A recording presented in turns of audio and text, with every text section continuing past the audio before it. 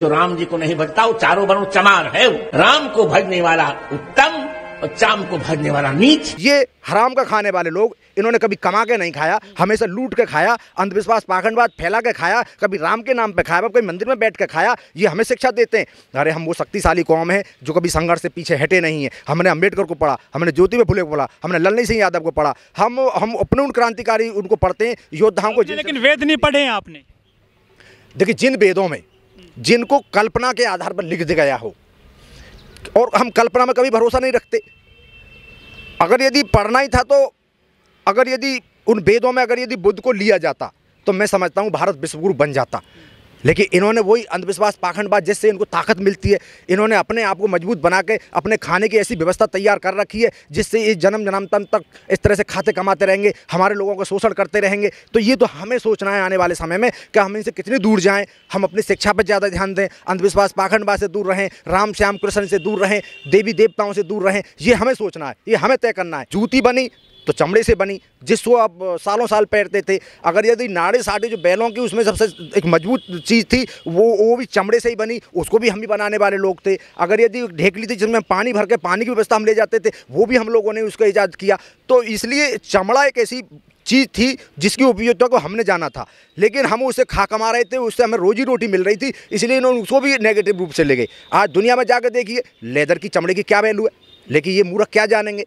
इन्होंने तो हमेशा अंधविश्वास फैलाया ना। ये तो उस चीज़ में भरोसा करते हैं जिससे कि ये जानते सब हैं, ये जानबूझ के ऐसी बातें फैलाते हैं, जानबूझ के अंधविश्वास को ताकत देते हैं। ये एक बात बताइए, अभी ये जो इन्होंने एक ढोंग बना रखा है, पूरे दिन रात टीवी पे चलता रहता है, प्राण प्रतिष्ठा। अरे कौन सी प्राण प्रतिष्ठा करोगे? अरे भाई किसी मरे में प्राण प्रतिष्ठा करके दिखाओ ना, तब हम मानेंगे। पत्थर में प्राण प्रतिष्ठा आप जानते हो कि पत्थर बोलेगा तो है नहीं, और हम अपने मंत्रों के आधार पर बेवकूफ़ बना के नहीं इस जनता को ये दिखा देंगे हमारे प्राण प्रतिष्ठा, अब इसको पूजो, अब इसको दान करो। तो इसलिए अगर यदि इन्होंने प्राण प्रतिष्ठा करनी है तो किसी मृत व्यक्ति के अंदर, किसी मृत जीव के अंदर प्राण प्रतिष्ठा करके दिखाओ, तो हम मानेंगे तुम वैज्ञानिक और तुम्हारे वेदों में, तुम्हारे मंत्रों में ताकत है। ये सब झूठ है, झकूसला है। नमस्कार, मैं ओमदेव। आज हम हैं दिल्ली में, हमारे साथ हैं सुरेंद्र बौद्ध जी। सुरेंद्र बौद्ध जी एक कवि भी हैं और अपनी राय देते रहते हैं विभिन्न विषयों पर। सर, क्या लगता है, जो राम भद्राचार्य हैं उन्होंने कहा है कि जो राम को ना भजे वो चमार है, उन्होंने चमारों को लेकर जो टिप्पणी की है उसको आप किस तरह से देखते हैं? देखो, इन्होंने बिल्कुल सत्य कहा है। चमार एक जागरूक कौम है और राम एक काल्पनिक चीज़ है, और चमार कभी कल्पना में विश्वास नहीं करता। चमार बुद्ध को मानता है, बुद्ध ही सत्य है, दुनिया बुद्ध को मानती है। और चमार वो कौम है जो सम्राट अशोक को मानता है, चमार वो कौम है जो रविदास को मानता है, चमार वो कौम है जो ज्योतिबा फुले को मानता है। तो इसलिए उन्होंने जो कहा है ये बिल्कुल एक तरह से सही कहा है, और उन चमारों को ताकत को समझ चुके हैं और इस तरह के जो बयान दे रहे हैं, और मेरे समाज को समझ जाना चाहिए।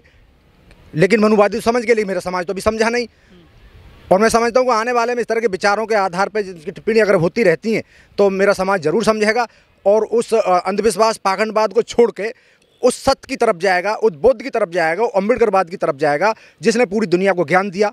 उस बौद्ध की तरफ जाएगा जिसने पूरी दुनिया को ये दिखाया कि शिक्षा एक शेरनी का दूध है, जो जितना पिए उतना दहाड़ेगा। उस अम्बेडकर की तरफ जाएगा। तो इसलिए अंधविश्वास पाखंडवाद की तरफ चमार नहीं जाएगा, उन्होंने सही कहा है। लेकिन सुरेंद्र बौद्ध जी, बड़ा सवाल ये है कि वो संत हैं और एक जाति विशेष को लेकर ऐसी टिप्पणी कर रहे हैं, उनकी भाषा को किस तरह से देखते हैं आप? देखिए, उनकी मानसिकता हमेशा से हमारे प्रति ऐसी रही है। उनको पता था कि सत्य को अगर किसी ने जाना है तो चमार कौम है, और हमारा विरोध ये करने वाली कौम है। हमको हमेशा दबाने के लिए तरह तरह के प्रयास किए गए, हमको हाशिए पे धकेल दिया गया, हमको शूद्र तक कहा गया, हमको जंगलों में भटकने की मजबूर कर दिया गया, हमारे पीछे हाड़ी बांध दी गई, हमको शिक्षा से वंचित रखा, रोजगार से वंचित रखा, अधिकारों से वंचित रखा। तो उनको ये पता था कि इस कौम को जितना कमज़ोर कर दोगे इतना ही हम अपने मिशन को मजबूत कर लेंगे, और अपने आडंबर पाखंडवाद अंधविश्वास को मजबूत कर देंगे, जीत की जनता को मूर्ख बनाए रखेंगे। लेकिन हम अकेली ऐसी कौम है जो पूरे देश में इनके खिलाफ संघर्ष करते हैं और लड़ते रहते हैं। उनके अंदर जहर कहाँ से चला गया ऐसे, बिना पढ़े बिना देखे? मनुवादी जो चर्चा करते हैं, देखिए जिस तरह की जिसकी सोच होती है उसी सोच में से निकल के आता है। और फिर दूसरा, वो आँखों के अंधे तो हैं ही, वो अकल के भी अंधे हैं। और ऊपर से उम्र 60-70 साल, तो उम्र का भी है, थोड़ा बहुत अगर दिमाग था तो वो उम्र के हिसाब से काम नहीं करता। और उन्होंने जो बयान दिया है हम उसको ज़्यादा गंभीरता से नहीं लेते, क्योंकि एक तो आँखों के अंदर, दूसरे अकल के अंधे, और दूसरे उम्र का तकाजा। तो ये तीन चीज़ उनके फेवर में जा रही है, जो उनको ये सिद्ध कर रही हैं कि वो बिल्कुल माइंडलेस हैं और उनमें दिमाग का पूरा इस्तेमाल नहीं कर रहे। ये उम्र का तकाजा है। अरे सर, वो कथा करते हैं, वो उनकी कथाओं में हज़ारों लोग पहुंचते हैं, महिलाएं पहुंचती हैं। आप कह रहे हैं कि उन्हें ज्ञान नहीं है। देखिए, ये मनुवाद है। इन्होंने हमेशा अंधविश्वास पाखंडवाद को जोड़ दिया। जहां उन्होंने बैठ कर उन चीज़ों को सीखा, जितना उन्होंने सुना और सीखा, पढ़े तो है नहीं क्योंकि दिखता नहीं तो पढ़ेंगे कहाँ से। जितना उन्होंने सुना और जितना उन्होंने सीखा, उसी को वो ब्रेल लिपि से पढ़ सकते हैं, लिख सकते हैं, वो तो जो ब्लाइंड होते हैं। देखिए, मैंने माना पढ़े हैं, लेकिन जो सत्य को पढ़ते, अगर उन्होंने पढ़ना ही था, ब्रेल लिपि से पढ़ना ही था, तो गौतम बुद्ध को पढ़ते, जिसने पूरी दुनिया को ज्ञान दिया, बुद्ध दिया, सत्य दिया, अहिंसा दिया। और उन्होंने पढ़ा वही आडंबर, अंधविश्वास, पाखंडवाद पढ़ा। जो उन्होंने जहर उगलते हमारे प्रति हमेशा से आ रहे थे, वही जहर उगलने का काम उन्होंने किया। तो इसमें हमें घबराने की जरूरत नहीं है और हमें अपनी मजबूती से लड़ाई लड़नी चाहिए। लेकिन हमारे देश में 6743 और भी जातियाँ बताई जाती हैं, वो उन पर नहीं बोलते हैं, सिर्फ चमार को निशाना क्यों बनाते हैं? ये सबसे पहले रविदास जी ने इनके खिलाफ सबसे पहले बगावत की थी। एक तरह से इनके अंधविश्वास, पाखंडवाद, झूठ को उन्होंने सबसे पहले नकारा था। तो हम उस कौम से आते हैं जिस कौम का हमेशा से संघर्ष रहा है। हम हमेशा सत्य के साथ खड़े रहे, हमने कभी अंधविश्वास, पाखंडवाद को दबाना ही नहीं है। तो हमें इसमें डरने की ज़रूरत नहीं है। और कितना भी उद्दंड फैलाएं, कितना भी भेदभाव फैलाएं, और हम अपनी लड़ाई में पीछे नहीं हटेंगे। और इनके साथ कभी हम झुके ही नहीं, तो अब कैसे झुकेंगे? हम कभी नहीं झुके इनके सामने। चमारों की रेजिमेंट रही है हमारे देश में, महार रेजिमेंट रही है। ब्राह्मणों की तो कोई रेजिमेंट रही नहीं है हमारे देश में। तो इतने कमतर क्यों आंकते हैं चमार जाति कोई लोग ही?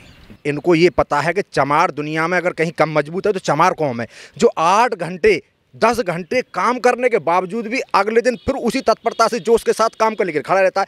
और पूरे जीवन वो संघर्ष करके, मेहनत करके कमा के खाता, अपने बच्चों को पालता है। हमारे देश में संविधान लागू है, लोकतंत्र है, सबको आज़ादी है, कुछ भी काम कर सकता है, कोई भी कार्य अपना सकता है आदमी, सभी जात का, धर्म का। लेकिन जो ये राम भद्राचार्य हैं, अभी भी चाम से संबंधित बता रहे हैं चमार को, ये कि जो चाम को भजे वो चमार है। चाम का तो काम पूरे देश में, पूरी दुनिया में कोई भी लोग कर सकता है, लेकिन आज भी चमार को चाम से जोड़ रहे हैं ये लोग। देखिए, चाम हर किसी के पास चमड़ा है। जो उपयोगी चीज़ चमड़ा थी, हमने उसको पहचाना, उसकी उपयोगिता को जाना हमने। और हमने उससे उस समय भी हमने एक ढेकली बनाई जिससे हम वैज्ञानिक रहे हैं चमार, वैज्ञानिक रहे हैं। इनकी दृष्टि हमेशा वैज्ञानिक रही है। इन्होंने हमेशा एक नई खोज करके दी है। ये जो संत हैं, जो राम भद्राचार्य, जो संत बताए जाते हैं, इनके दरबार में खुद मोदी जी भी जाते हैं, गुरु मानते हैं बहुत सारे लोग उनको। जैसे कि धीरेन्द्र शास्त्री इसका चेला है। ये सब दलितों को लेकर, आरक्षण को लेकर जातिवाद फैलाते रहते हैं। ये समाज में इनकी उपयोगिता क्या है ऐसे बाबों की? देखिए, इनकी उपयोगिता उतनी ही है अगर यदि जिस तरह से आप उजाले से विमुख हो जाओ, आप अंधेरे की तरफ चले जाओ, इतनी उपयोगिता इनकी समाज के अंदर है। इन्होंने हमेशा अंधेरे की तरफ समाज को ढकेला।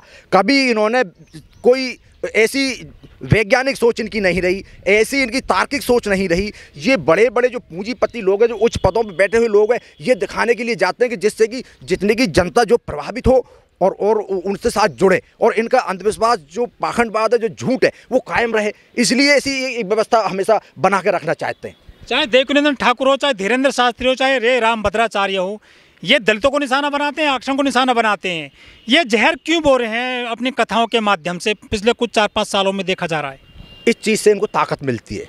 जितने भी हमारे ओबीसी वर्ग के लोग हैं, और हमारी यूपी के अंदर जो 54 ऐसी जातियों में आते हैं, जिसमें एक अकेली जाति चमार है जो इनके खिलाफ हमेशा खड़ी रहती है। 53 जाति इनके घुटने टेक के इनको प्राणायाम कर रही हैं, इनको नमस्कार कर रही हैं, इनको दान दे रही हैं, इनके अंधविश्वास, पाखंडवाद को मान रही हैं। तो इसलिए नफरत हमारे प्रति ज़्यादा होगी, क्योंकि हम देश में सबसे शक्तिशाली हैं, सबसे जागरूक हैं। अरे, हमने बुद्ध को पुनर्जीवित कर दिया, हमने सम्राट अशोक को पुनर्जीवित कर दिया। जो इन्होंने इतना दबाया था, अकेले अम्बेडकर ने इन सबको हाशिए पे ढकेल दिया, इनको मुंह पर तमाचा मार दिया और हमें वो ताकत दे दी। जितना इन्होंने हमें ढकेला था, उतनी ताकत से हम आगे निकल के आ गए। आज इन्हें हमसे तो नफरत तो होगी, ये अपने मकसद में कामयाब होते होते रह गए, तो नफरत तो होगी इनको, इसमें कोई बड़ी बात नहीं।